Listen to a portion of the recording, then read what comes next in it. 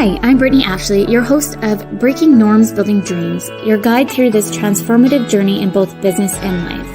This is your place crafted for dreamers, doers, or anyone who has been told they can't. Get ready as we challenge those narratives together. You're tuning in live to the United Public Radio Network, airing on 105.3 and 107.7 FM in New Orleans. We are streaming on all the popular platforms every Monday at 3 p.m. Eastern Standard Time. Join me for a candid and thought-provoking conversation celebrating your unique journey because you are worth it. Hello, good morning, or actually good afternoon. Can't remember what day we're on. It's a Monday, everybody. It's been a crazy Monday. Welcome to Breaking Norms, Building Dreams. I'm your host, Brittney Ashley, and we are broadcasting live on the United Public Radio Network and UFO Paranormal Radio Network on 105.3 and 107.7 FM in New Orleans.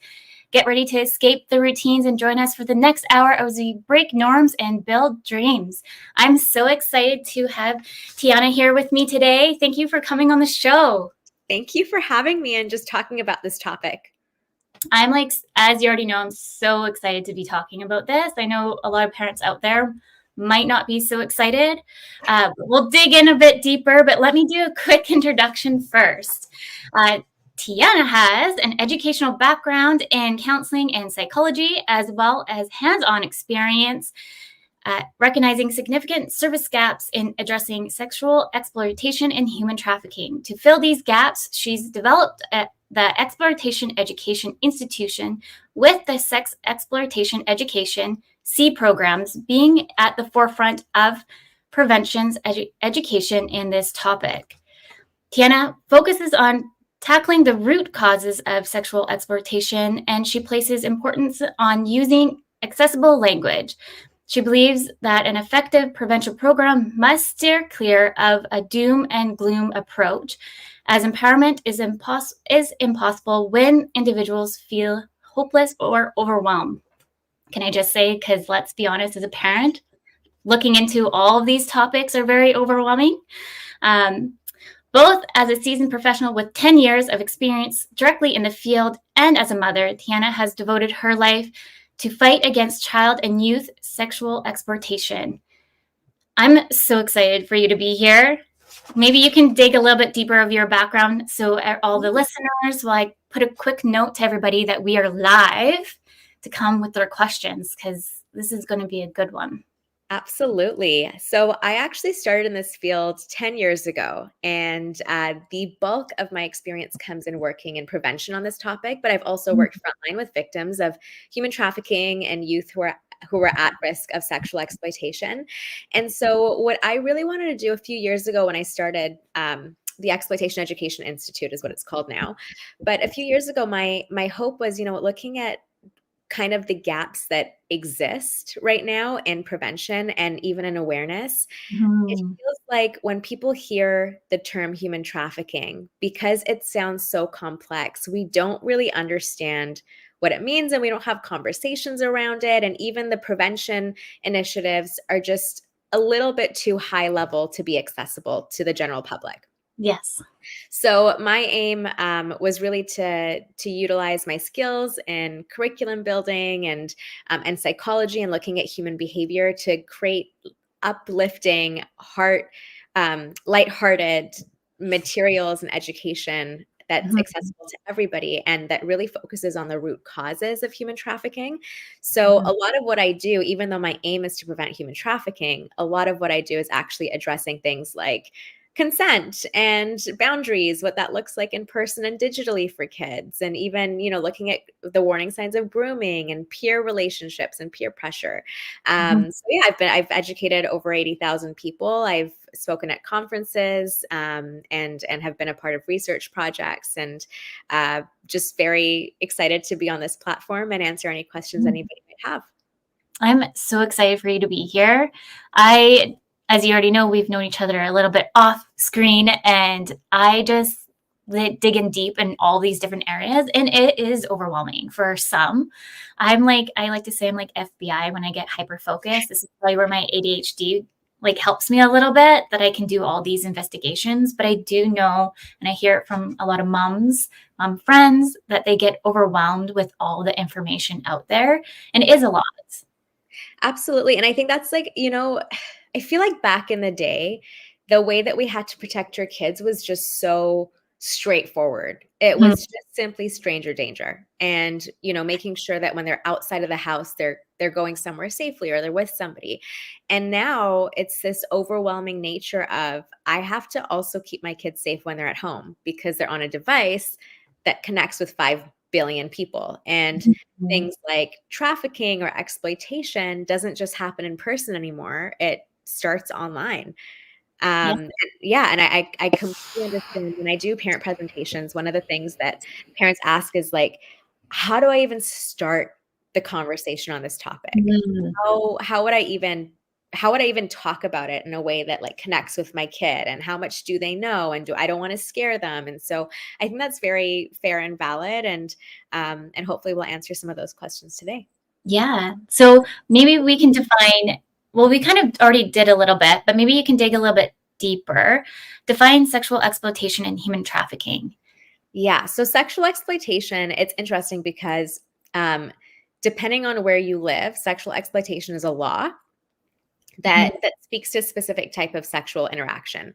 Now, putting that aside, it's also Mhm. an umbrella term that we use to define a lot of illegal behaviors. So, with the umbrella term, sexual exploitation is anybody who's a minor, anyone who's under 18, that is engaging in sexual activity in exchange for something else.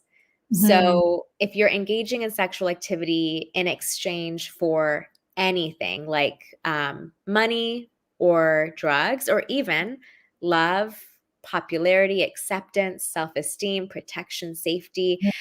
So, all of that would be considered exploitation because somebody who's a minor cannot consent to sexual activity if there are strings attached and it's not, freely provided, of course, depending on the age. And so what we word it as is somebody who's a minor that has been pressured, coerced, or manipulated Mhm. into engaging in sexual activity because they want to get a need met.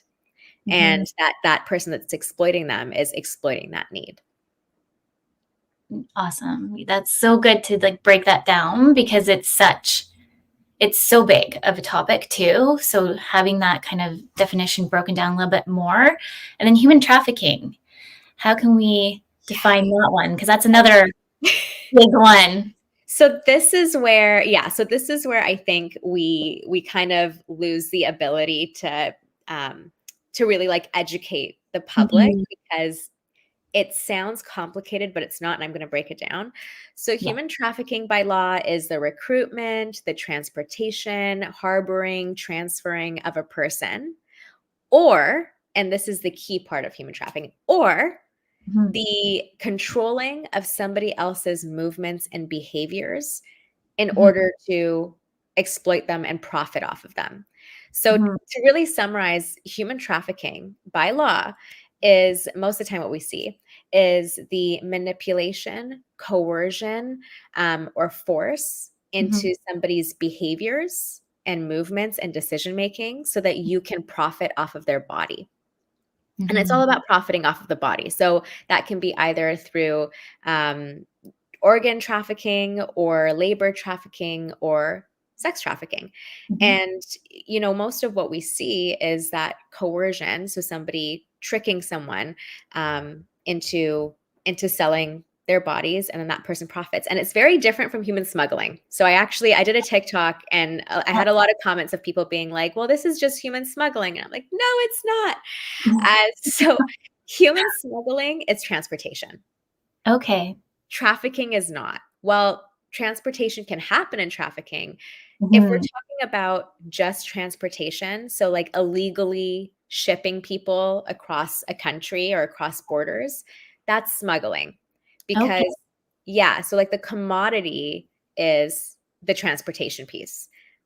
But with trafficking, the commodity is a person. So Okay. it's not about being moved so much as you've been somehow, tricked or forced or manipulated Yeah. into selling your body. So you can be trafficked in your own home, or at your school, or, in your community, without having to move from city to city. That's crazy. I'm like, we're only like a few minutes in, and I'm like learning so much. And my brain is like spinning because I have so many more questions now on top of the list of questions.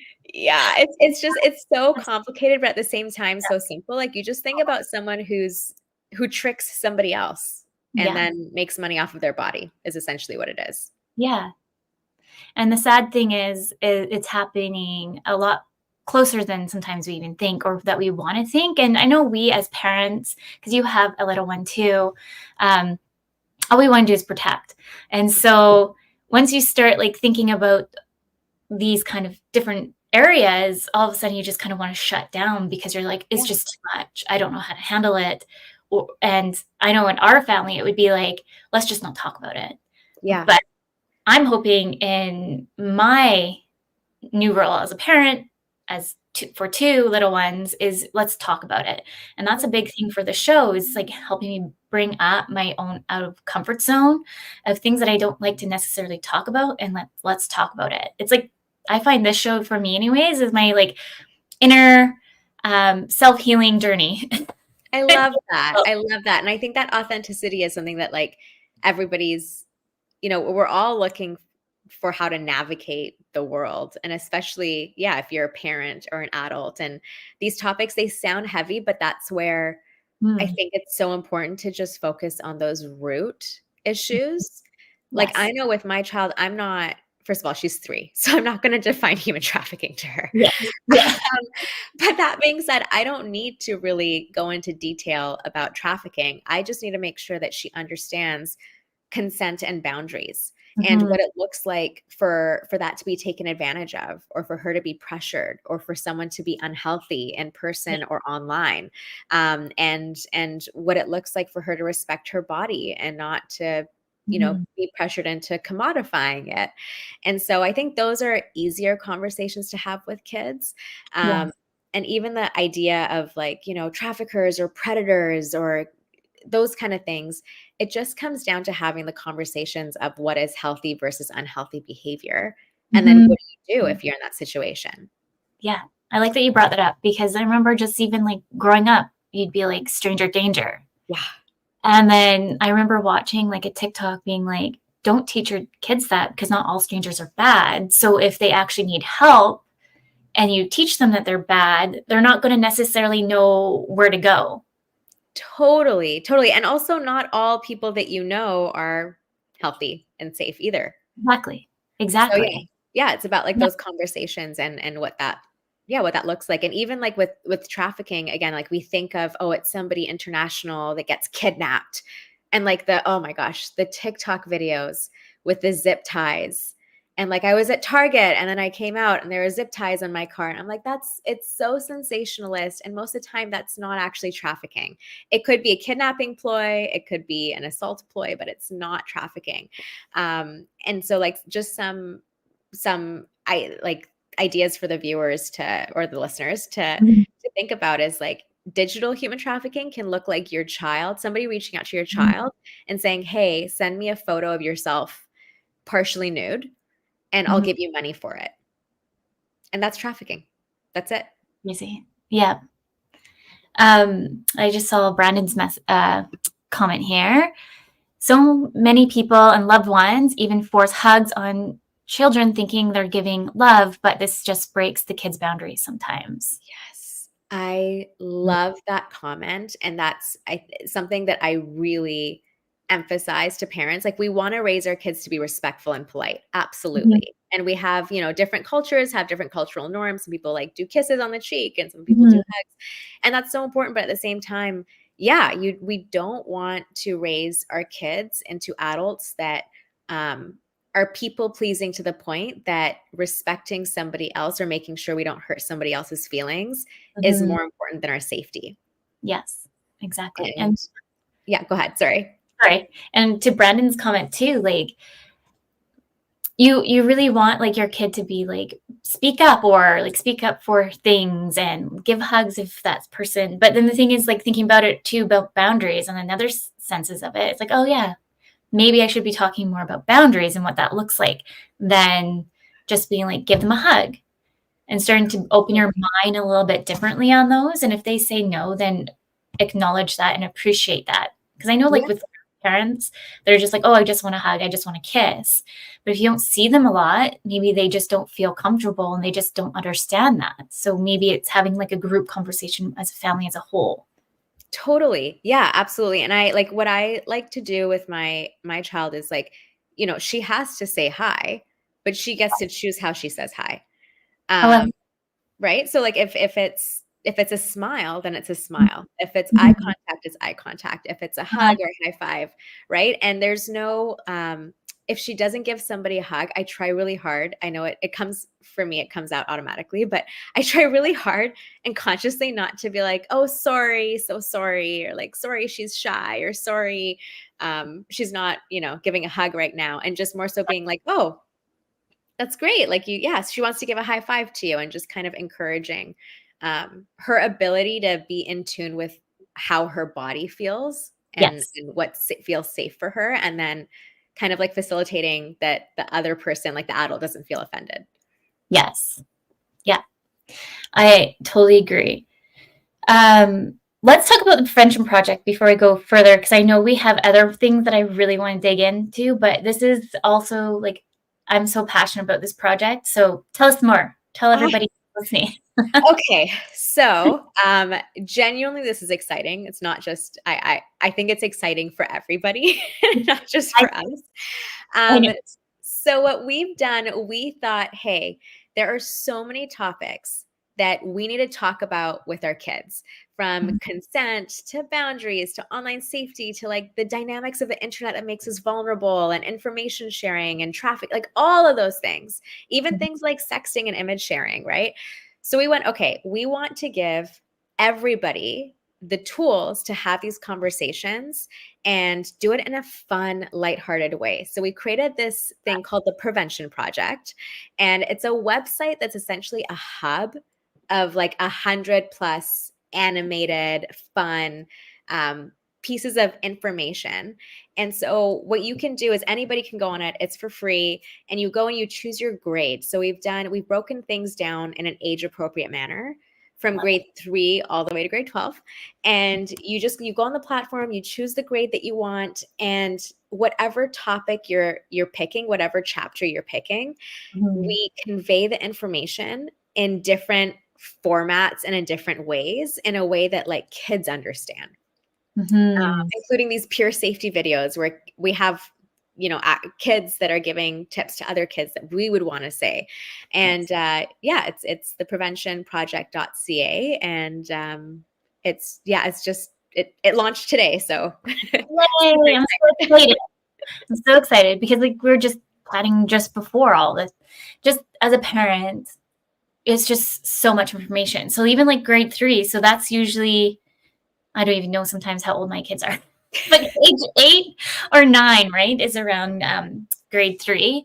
So just even bringing up those topics, or even thinking of like how to even bring it up. Like we have a really close friend across the street, and their kids around in those grades, and so like even knowing how to even bring up something like that and making sure that they understand it.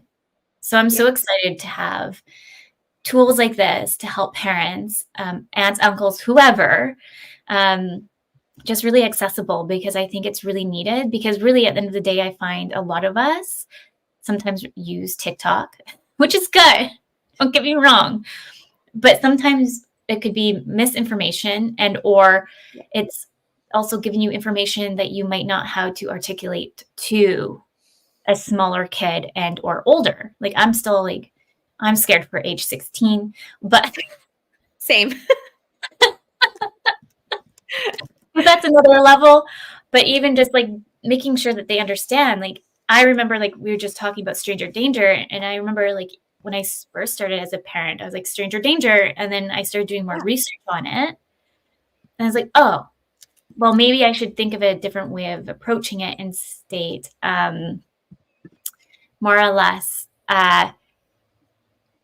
what was I going to say? State more or less that not all strangers will be asking a kid for help, is Yeah.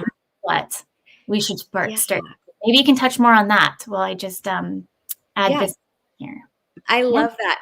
And I think what you touched upon, Brittany, is what we want to do is instead of um, like we think of the topic, but then we have to narrow down exactly what are we trying to say and be very specific about it. So instead of stranger danger, it is the, yeah, somebody who's a safe adult won't randomly come to you and ask you for help. And we do that with online too. So like we tell kids what is normal and what's not online. It's not normal for someone to reach out to you online and offer you money. It's just not.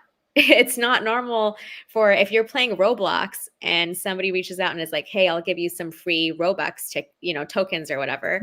That's Mhm. also not normal. So it's having those conversations of what's normal and what's not, because if we don't name it for our kids, Yeah, they won't know, right? It'll be normalized. They'll just accept it as what it is because they're pure-hearted, innocent souls, and then they project that onto other people.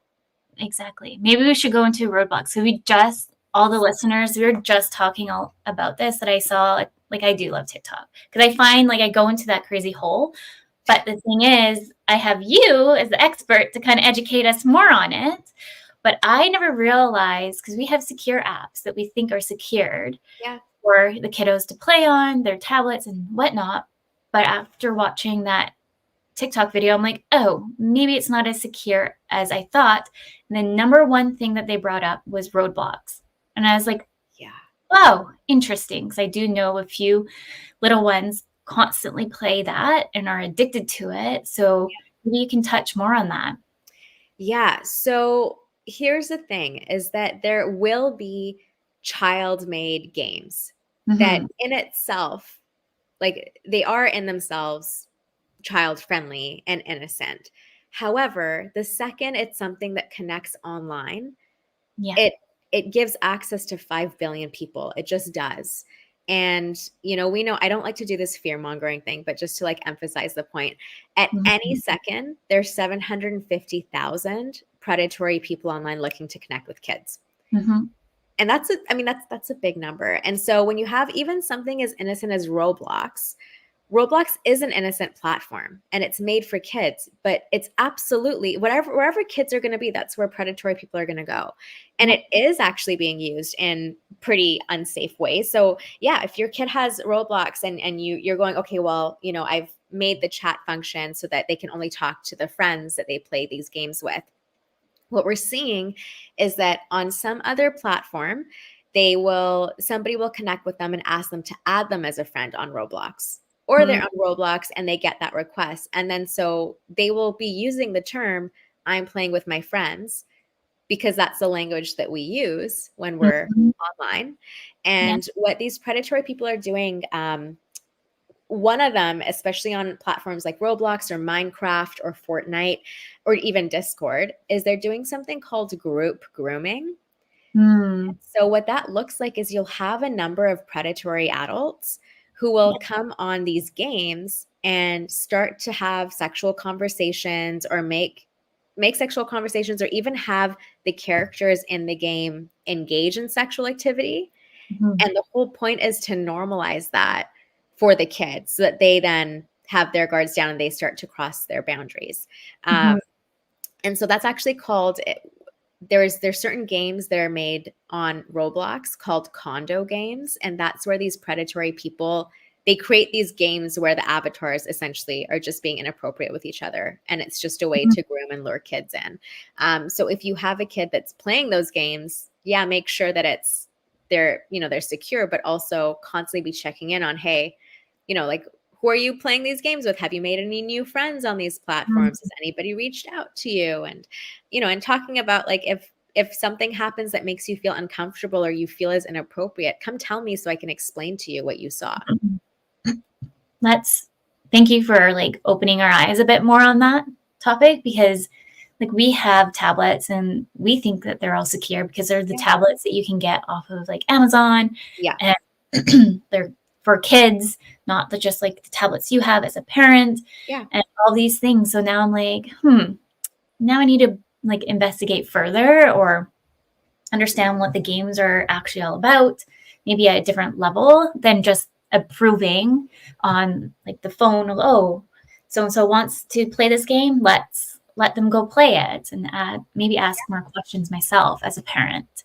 Truly. Yeah. And like even discuss, like look into the platform and like watch Mhm. your kid play it or interact with it so you understand. Yeah.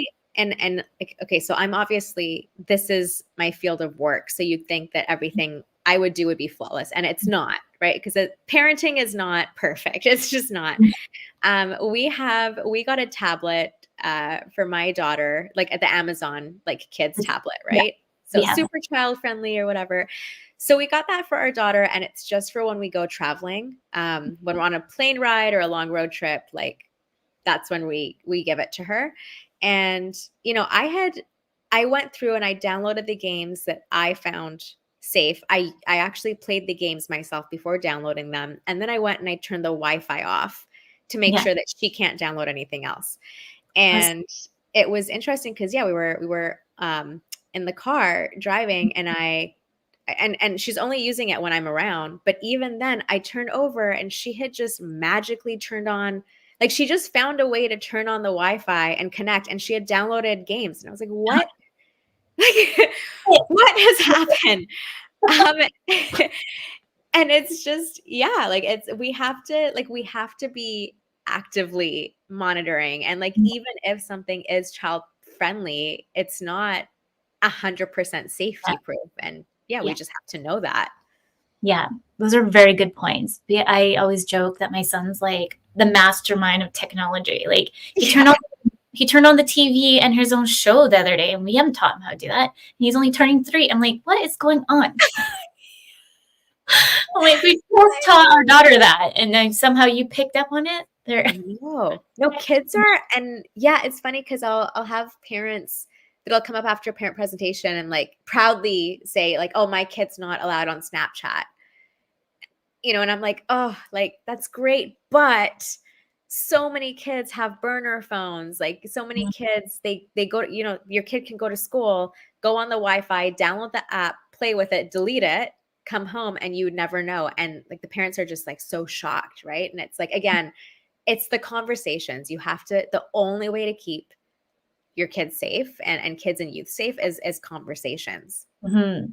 No, it's true. Brandon just said they make those tablets more user friendly, intuitive for kids than adults. I swear. So true. That is so true. The Yeah. struggle is real. Yeah.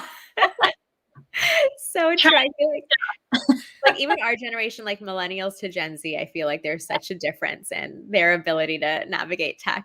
Right? I was even thinking like putting my kids in like there's a Code Ninja program here. And I was like, oh, gonna get them in Code Ninja classes and get them in coding just to have like that extra like idea of what that is. Cause let's be honest, our world is so tech savvy as it is. We're Yeah. only evolving further that way. So what else can we like kind of educate them a bit more on? Not just this stuff, but the other realms of it too. That's so true. Yeah. So with roadblocks, is there any other apps that you know off the top of your mind, no pressure, that parents should kind of be aware of? I know there could be like a long list, but popular ones, because Roadblocks was the one that jumped out at me last night because I know very close friends of friends, like let them all play it. And I was like, what is this thing? And they're obsessed with it. And to me, it doesn't look great, but Yeah, and again, like it's super innocent. The game itself is super innocent, yeah, but the police actually they came out, like law enforcement came out with like the top 4 platforms that are like at risk for kids when it comes to gaming. yeah, Discord, Fortnite, Roblox, Minecraft. that's crazy. It's And crazy. it's just like, well, there's more kids there, so there's going to be more predatory people. Same thing with like Instagram, TikTok, Snapchat, Yeah. wherever people are, that's where people are going to come to.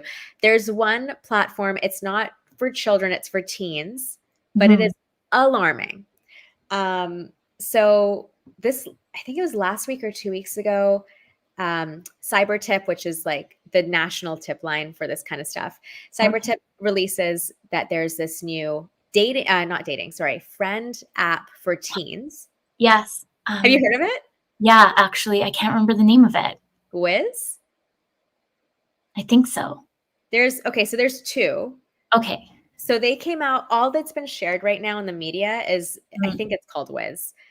is about this app called Wiz. And like you go Mhm. on, you as a teen, you go on and then you like swipe on whatever teens are out there, and then you get connected and you talk, Yeah. right? So I went to use it.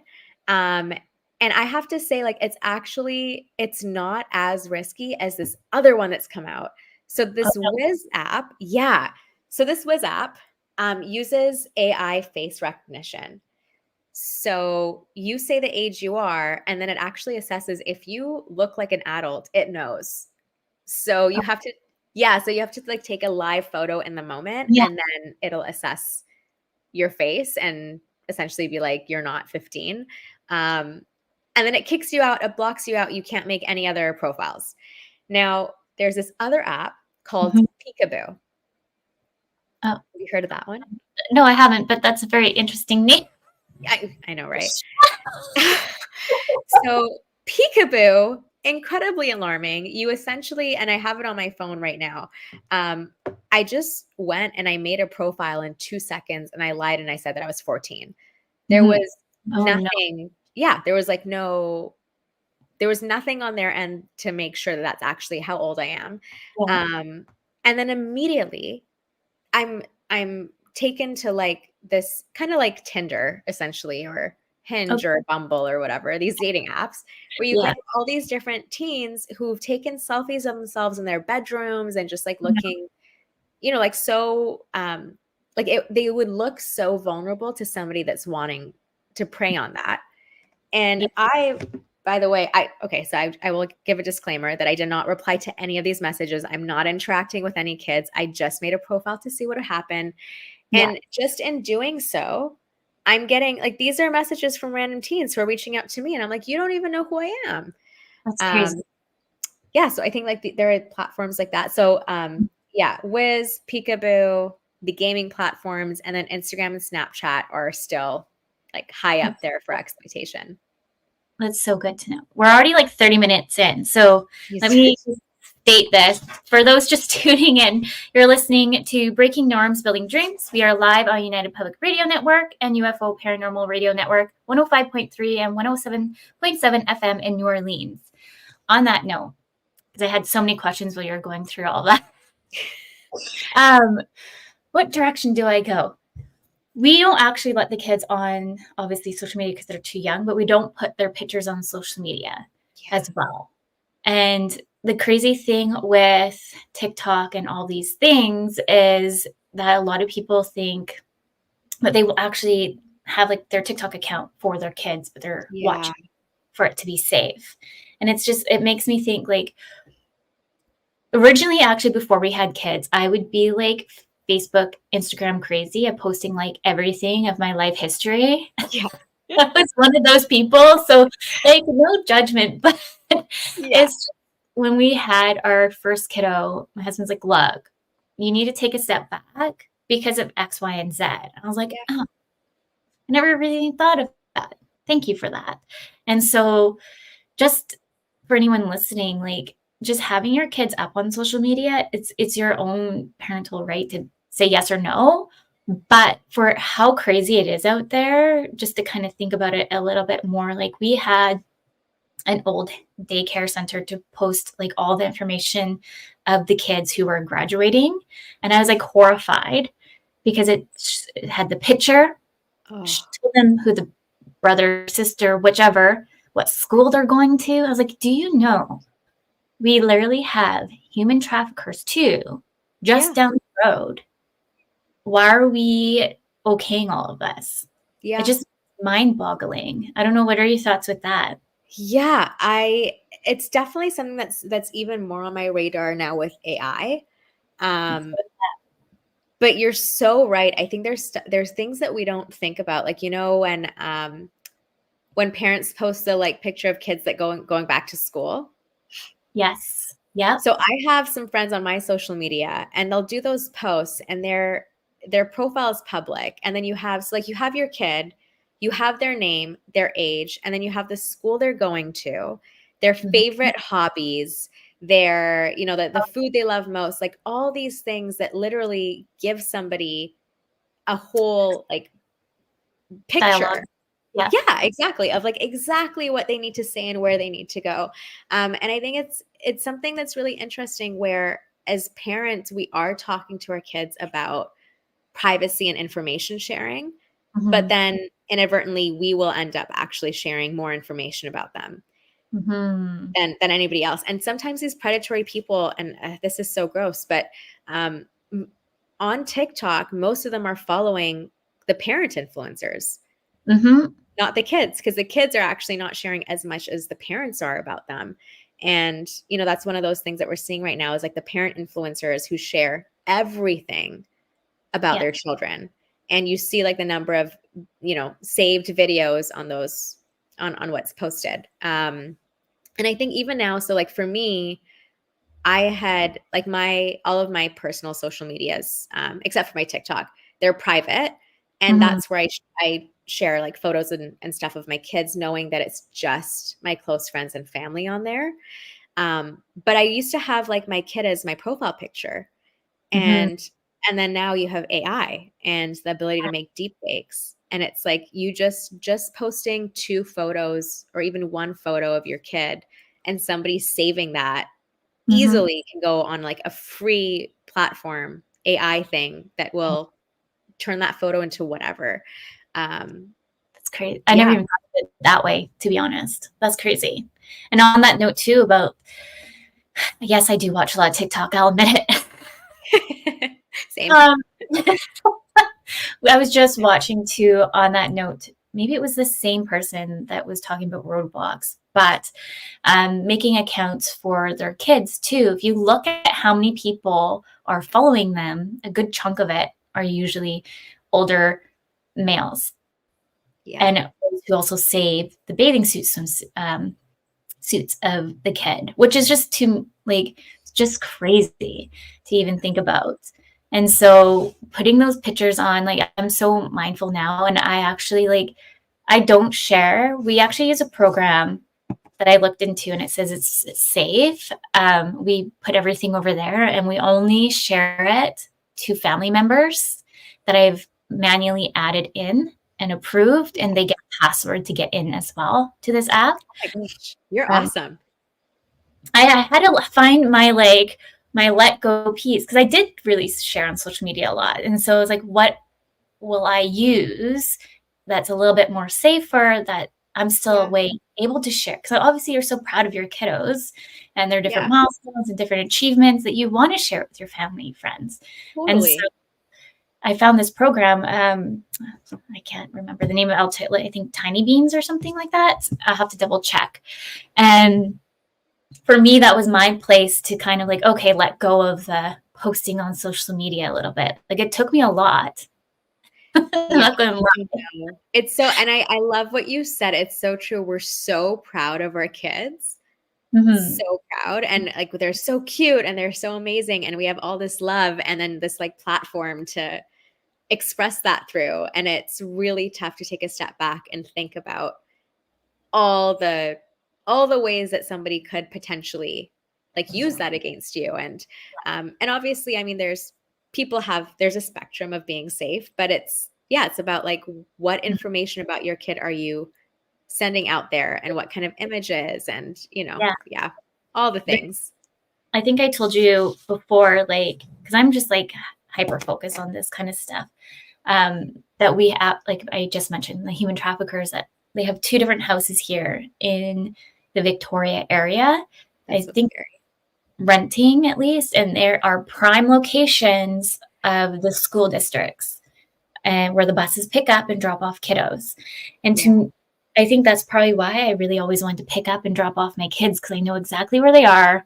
Yeah. I don't want to be that crazy mom, but No, but it's so true. And it's, like something that I appreciate with you is like how aware you are Mhm. of these things. I feel like probably their neighbors are probably not aware, like you're very proactive in finding those things. But yeah, like that's the thing is, and like we say this to kids, if you have somebody who Mhm. is a trafficker or a predatory person and they live close to your school, they could show up Yeah. and wait for you, or they could be in the area, set their location settings on their Snapchat or Instagram or whatever, see all of the people that have their location on that platform at your school, look into and then really start to like map out your schedule and following you, and then appear and know exactly what to say to connect with you. And that's what we see with the traffickers too. Which, like, we don't want to scare anybody, but it's true though. Like, it's good to know, like, my husband thinks I'm crazy, but like, I know the make and model of the cars that they drive. You're awesome. No, that's awesome. Like, I was driving the other day and I know that I drove past one of them. Wow. So I saw the vehicle and I looked at them driving. I'm like, yes, that's you. And we've also had I think it wasn't last year, but the year following, where a girl was getting in her vehicle. It was 5 o'clock. It's still pretty light out. It was kind of darkish time because it's a little bit in the winter, and they tried to push her. I don't know if it was them specifically, but they tried to push her in the vehicle. They had somebody behind and somebody in the passenger seat. So it's to the scale of, like, if you're very aware of your surroundings and ask, like, if you know that somebody's following you, go somewhere into a safe place and ask to walk you to the vehicle. Yeah. To make sure safely. Absolutely. Yeah. And I think it's so important to think about the prevention tools, right? It's not about scaring our kids and talking about something that feels so out there for them. Cause I remember my parents would be like, oh, like somebody can kidnap you or whatever they would say. And I'm like, you just like, it's the news. It's not that common. Kids always think we're exaggerating, but yeah, it's those like safety pieces of, I want you to be aware of your surroundings, or, I want you to not talk to somebody who's hanging out outside your school, but isn't a student, those kind of things. Yeah. Yeah.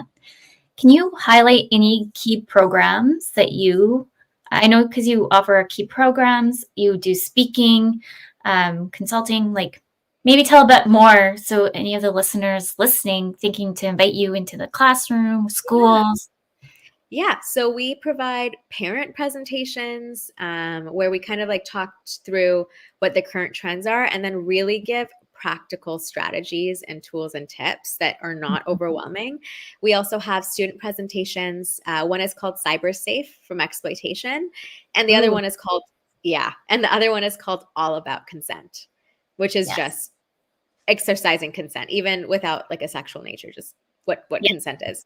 And they're gamified, they're interactive, it's fun, it's lighthearted, and they are approved by the government, and we can give them in person, we can give them virtually. So that education piece. And we have free resources on our website as well, and the Prevention Project. So yes.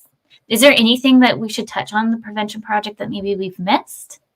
Because I know we kind of segued in different areas. That's a good question. I would say if there's a topic that you're like, oh, like, how would I talk to my kid? How would I really convey why it's important for them to not share information? Or how would I convey to them what makes an unsafe person online and what red flags to look out for? Because you're probably listening to this and we're saying the scary things and you're going, well, then what do I do? If you go to thepreventionproject.ca, you can select the topic that you want with the age group that you want, and you'll have 4 or 5 different methods of conveying that information in like a fun, lighthearted way, with even like worksheets for the younger kids. So again, freely accessible and just a great thing to share. I love that. This might be segueing a little bit off, but not really. But what is your takes on sleepovers? Oh, yeah. It's so fun. Were you allowed to sleep over when you were a kid? Yes. Yep. Like, no question. Like, it was fine. It was fine. Yep. But the more I'm looking at it, and I was even telling my husband, like, I don't think we should do it anymore. Because in my brain, was all fine about it. And the more I've been like looking, I was like, no, I don't know if I want this anymore. I'm like, but am I just going down a rabbit hole? But then I don't know, the more I've been researching, because I'm pretty hyper focused on this kind of stuff and want to educate myself a lot. Yeah. What are your intakes on that? So it's funny because I remember not being allowed to sleep over with particular friends. And irked me so much. It bothered me so much. And now I'm like, yes, I totally get it. Mhm. So I think that if you absolutely know the parents and and there's no odd gut feeling about it, you have a very close not you know of the parents or you've spoken to them and Yeah. they sound nice, but you have a genuine relationship Mhm. with the parents, and you've talked to your child about what is healthy and unhealthy behavior from an adult. Mhm. I mean, you know, if it's me, Mhm. I would allow sleepovers at our place, if kids want to sleep over. And then I would probably have only a very small handful of people that I genuinely know and trust that would be fine. But like otherwise, no, my kid's not going to be sleeping over Yeah. at, a friend's house, even if I speak to the parents, because there's a recent story actually that just came out. It's And I probably the don't one know if that you're thinking of, maybe. It's are just you one about down in, I can't remember exactly where, somewhere in the States. the Texas, maybe? sleepover, right? Yep. Where Yeah, the with dad, the dad. yeah. Yeah. Yeah. So I Yeah. love how Everyone's you just know. like, everyone's like, what are they talking about? So Uh, there is a recent story that got published, of a dad pretty much, I guess, drugging some of the kids that were sleeping over there. And luckily enough, they did outreach to their family that they did not feel safe. They went to go pick up the kids, and the dad said no, um, like a pushback, and the parents were like, "These are my kids. I want them out." So it's like a huge thing. Um, but like that, like in my brain, when I now think of sleepovers, that's when like go down this crazy cycle. And obviously, I don't want to think very negatively about sleepovers, yeah. and I want my kiddos to have that kind of that fun, that those, I don't want them to be like made fun of too, like going to a Yeah. place that's sleepover and then picking them up at like midnight or whichever. But the thing Yeah. is, like, it's just like, I like your point though, on like really know the people Yeah. before okaying it, than just saying yes, you can go, I think is a good solution if you're feeling Totally. Yeah, yeah, and also, like, knowing your child, because if you have a kid that is a people pleaser, yeah. or you have a kid that is, that really seeks approval, right? So, Mhm. like, you know your kid best. So if you know that those are the qualities that your kid has, I think you wanna be even more cautious and aware, but what saved those kids is that they knew what to look out for and when to reach out to their parents. So Mhm. even if you are allowing the sleepover, making sure that your kid knows, like, if one of the parents is giving you special attention, Yeah. um, right? If they're commenting on your body or your appearance, if they're getting too close for comfort, if they're, et cetera, et cetera, et cetera, like this is the code word that Mhm. that we'll have, or just like give me a text. And yeah, so for them to know, again, what's appropriate and what's not, and who they can reach out to for help, and that you're there for them. Yeah. Yeah. Um, Sleepovers. I'm hoping that is not a topic anytime soon yet. I know. Oof, all the things that are to come. Um, with that, I was going to ask, can you share maybe any success stories or instances that you've known that you've partaken in, and somebody maybe watched the videos and they're like, oh, they gave you like a great testimonial, or you got to talk with them one on one? Yeah, it's funny because on when you work in prevention, you don't really get to see the impact that you have a lot of the times, but there's Yeah. been really amazing and validating experiences where I've posted videos talking about trafficking, Hmm. and I've gotten comments from people saying, "Oh my goodness, I didn't realize, but that had happened to me, and I didn't realize it until this video." Or even reaching out and saying, I think this is happening to me right now. Yeah. And we see that when we give presentations in school. So very recently, actually, I was in a school, and or our program was in a school, and after the presentation, there were a number of kids that went to the counselor as a result of hearing the information. They realized that something that they had been involved with online was not healthy and safe, and they felt they had the language at that point to be able to determine that what they experienced was not healthy. That's amazing. That's Yeah. so good. You'll have to come to the island and do a few presentations. I think it's so needed over here, because I know you're in Vancouver. We didn't state that, but you're in Vancouver. I'm on the island, and everybody else listening is around the world. But but we do virtual. We actually, and we every year we do virtual presentations to one of your high schools. Oh, amazing. Yeah, and I did a parent presentation actually last year on the island too. Oh, amazing. Yeah, but that's the thing, right? It's like, it's just have conversations with your kids and be a safe person, and that looks like not having judgment and not shaming, and and not shutting our kids down, and really understanding what it is for our kids to feel safe sharing something that makes them uncomfortable. Yes, definitely. I was actually just watching, again, TikTok, about grooming, like knowing what grooming is. And that actually was kind of eye-opening for me as a parent. I don't know if you can shed, because I'm looking at the time, but maybe we can shed a little bit on that, what grooming might look like for someone who's never even seen it before. Absolutely. So grooming is the word we use to describe the trust building and relationship building process before somebody takes advantage of you for sexual reasons. So what grooming looks like is essentially in conversation with somebody, you'll start to see these red flags that they're grooming you into exploitation. So one of those being love bombing.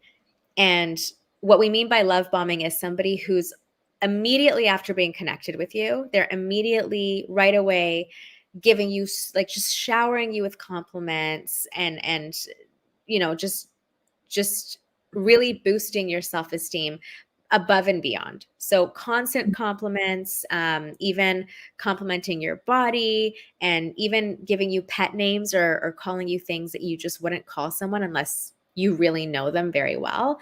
So there's love bombing. Another sign of grooming is gifting. So if somebody is reaching out to kids and saying, hey, I'd love to give you money for your photos, or I'd love to give you some gaming tokens because, we're friends now. I'd love to give you some gaming tokens, or I'd love to buy something off of your Amazon wish list, or I'd love to Venmo you some money. So any kind of person offering gifts that individual cannot afford for themselves. And then we have the isolation piece. So in a grooming scenario, you have somebody that's trying to separate you emotionally or physically from adults that you trust. So that can look like talking down your parents, finding a way to say, oh, your parents are so strict, or why don't they trust you? Or, you're really mature for your age. They should give you more freedom. Or even physically separating you, even digitally. So like telling you, hey, add me on this platform that is more secure. So maybe it's add me on Snapchat or add me on WhatsApp. So those are kind of the more main signs of grooming that we see, especially digitally. Yeah. Thank you for sharing that. I was watching a mom coming forward, like asking what their thoughts were about these gifts. So I guess gifts showed up randomly at her door, which was... I saw that video too. We're on the same algorithm. This is why we're friends. Yeah. Literally the same algorithm. But yeah, like, so the video is her asking, what are the thoughts of the listeners or friends, whichever, of like this gift, which was a case of sunglasses. And then pulled out the next piece was a MacBook Pro, which is a pretty penny. And so that was like an interesting, I was like, oh, noted. Like, I didn't even, like, I would have just probably been like, oh, free presents. But then the computer probably would have really had me off. Yeah. Yeah, no, absolutely. And yeah, I think that's what's interesting is like, yeah, if your kids all of a sudden getting things that you didn't buy them and they shouldn't be able to afford, Mhm. that's that yeah, you want to be asking like, where is that coming from? From who? Who's this friend? Mhm. Absolutely. Would you say, like, when you're asking the kids, because I believe this instance, he was 10 from the video. So Yeah. do you have any kind of tips on, like, asking kids that? Because they might get defensive and just shut down, and Yeah. then you can't really actually get any kind of answer to it. Absolutely. I think that we have to recognize the developmental stage that our Mhm. kids are at and that they're not adults. And so, even if something is scary or upsets us, the way that we ask questions, if we want our kids to feel safe telling us the truth, we Yeah. have to come across as safe adults. And that looks like not interrogating and not Mhm. believing that they had bad intentions or that they wanted to get in trouble or do something wrong, Yeah. and recognizing that they're a victim. If your kid is being groomed, they're a victim. They're not a part Yeah. of the grooming, right? And so, yeah, having that conversation of, hey, I've noticed that you have this stuff. We didn't buy it for you. Where'd it come from? And um, and if they're not telling you, I think even laying out the you won't get in trouble or I won't take your iPad away or whatever Mhm. it is that they're scared of. Yeah. So they understand that, yeah, it's safe to share. Mhm. I love that. Thank you for sharing that. I think we'll just have to talk after too about all the different channels like watching. Yes. Well, I'm just looking at the time and being mindful of it.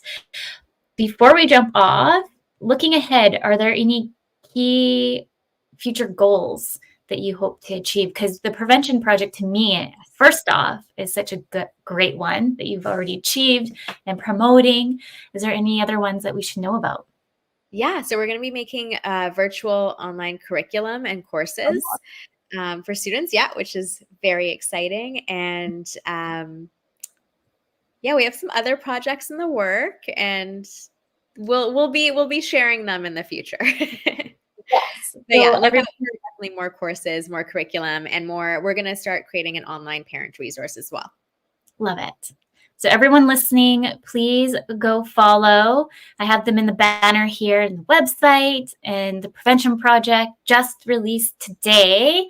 I'm so excited to go dig into it. I'm not even joking. I'm going to go read more about it here shortly because I'm watching the countdown. Um, Yes.